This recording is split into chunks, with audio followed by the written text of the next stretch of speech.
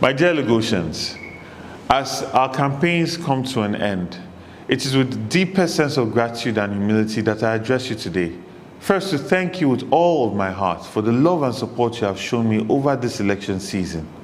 The outpouring of love, steadfastness, and fearless dedication to the task of rescuing our state and country from corruption, poor governance, and criminal godfatherism. You have been consistent, you have stood firm. I want to especially thank the obedient movement and all supporters of Labour Party. Never before in this country has a stronger message been sent to the corrupt establishment. We all sent a powerful message on February 25th, and winning Lagos was historic and unprecedented. You came out in powerful numbers and made it happen. They said we did not have a structure. You showed them what a structure and what the new structure is. The establishment, the godfathers, and the political acolytes have all heard you. They now know that when people rise up in unison to say enough is enough, their structure of thuggery, voter suppression, and rigging is not enough to stand against the will of a united people. In the words of Victor Hugo, no army on earth can stop an idea whose time has come. We must not let them divide us. We have shown them that 4 people tweeting in a room can build a powerful, resilient political movement, and now they are trying to divide us. We must not allow them to succeed. We thank the leader of this movement, His Excellency Peter Obi, for showing us that a new Nigeria is indeed possible, with determination, courage, and the will to actually bring love, good governance to the people. And I want to remind every doubter that the Labour Party, backed by the energies of our young people and people that mean well for the people of Lagos, defeated a 24-year-old structure of corruption, and we are going to do it again on Saturday. Our courage and confidence is backed by the hopes and dreams and our laser focus and determination to free Lagos from the shackles of those who would rather let us in our dear state suffer gross underdevelopment. Underdevelopment that's seen in every local government all across Lagos State, from the riverine communities to Lagos Central, to Lagos Island, to Lagos West, to Lagos East. As long as one person's pocket is stuffed with our taxpayers' money, which in turn they use to corrupt our electoral process and try and buy their way into power. And if we let them, they also corrupt our entire judicial process. So this is bigger than a war to redefine the pathway for Lagos. It's also a battle to redefine the pathway for Nigeria. We must create a hope that will burn for a new Lagos, a new Nigeria that is focused on the people.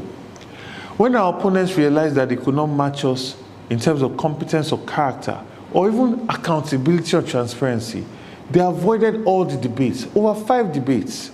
Then they unleashed the most cynical type of campaign. They sought to divide people that have been in harmony in Lagos State, which is our strength. Lagos State is center of excellence because of this harmony and welcoming nature of our people.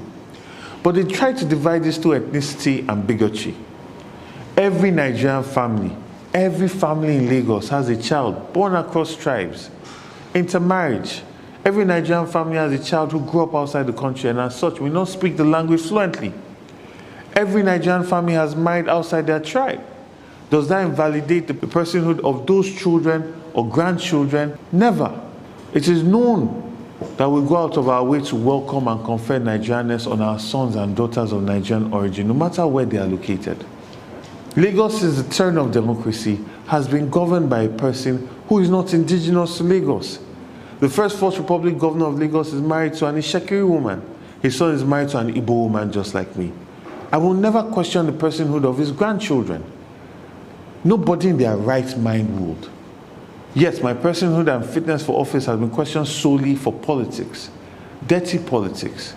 My name is Ghadebo Rhodes Vivour, also known as GRV, a son of Lagos Island, from a family tree going back over 200 years, on whose family land the iconic City Hall is built. It is indeed the honor of my life to run for the office of Governor of Lagos, a state that I love deeply. I stand humbled by the love and support shown to me by citizens and residents of our Lagos.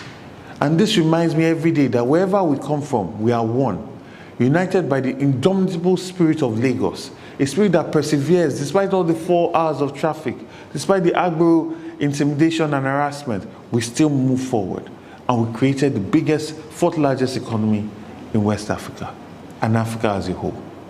So I particularly want to thank our Hausa community, our Wari community, our riverine communities for the warm reception that they've accorded me.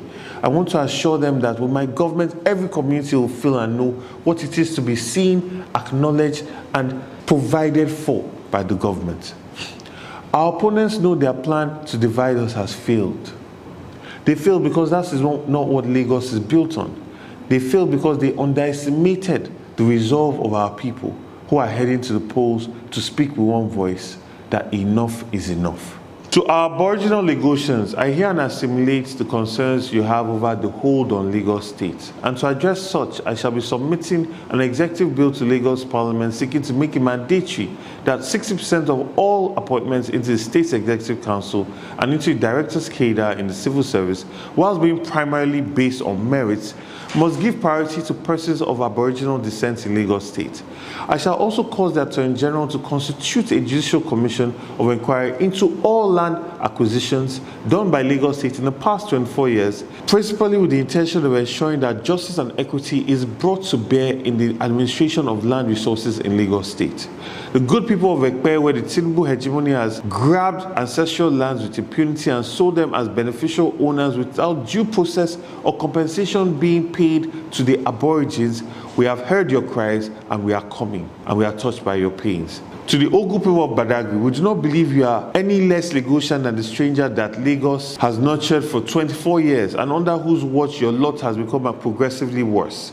To the various young and dynamic men and women whose innovative proposals to the Lagos State government have been stifled and usurped by friends and family of the APC hierarchy in Lagos State, stifling innovation, such practices will not be condoned under my government, and we shall look into addressing past cases of injustice.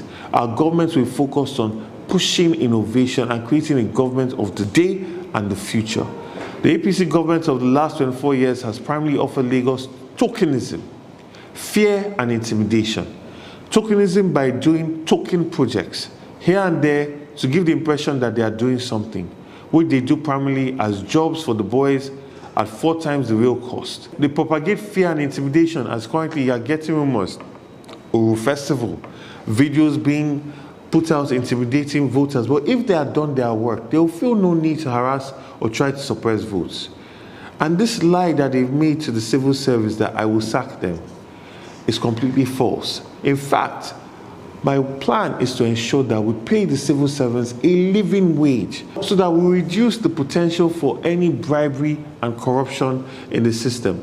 In fact, we'll be hiring and increasing their salaries, and the same goes for the intimidation of market women and transport workers with agboros and their efforts at intimidating Lagosians from exercising their voting choice.